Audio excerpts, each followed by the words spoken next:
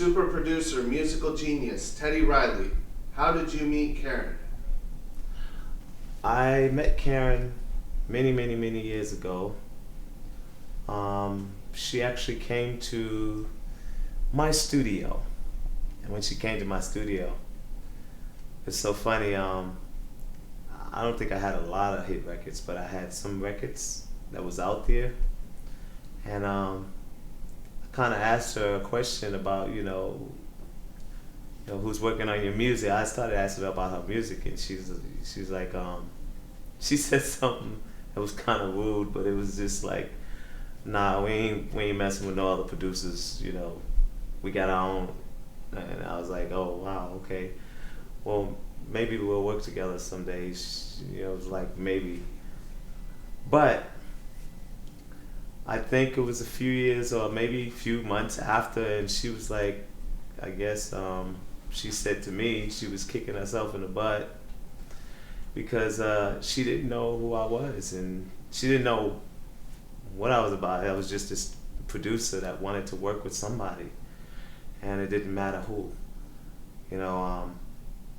But it's so crazy how God circled things around and bring it right back around, full circle.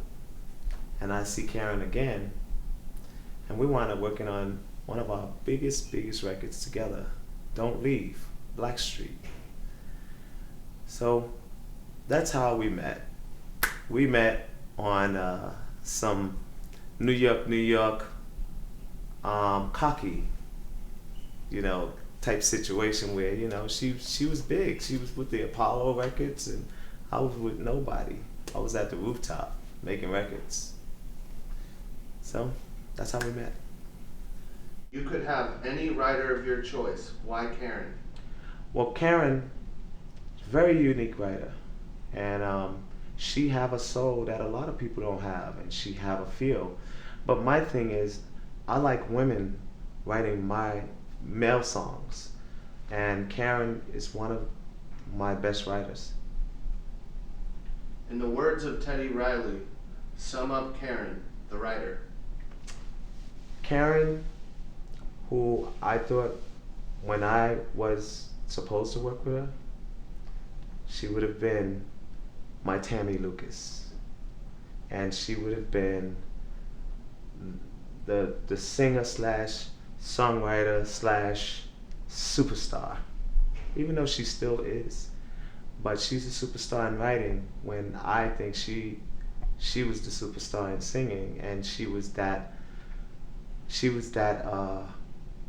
that star that a lot of people couldn't get. They couldn't get because most stars, sometimes are in their way, and they think that they're not good enough, and that comes with a lot of singers. I used to be that way, and with Karen, she at one point had it. She knew she had it, but she had the wrong producers. And if we would have had that combination, trust me, she would have been making Is It Good to You? She would have been doing, but now we still have a hit on our hands, and it's still playing, so that's a classic. Classic goes forever.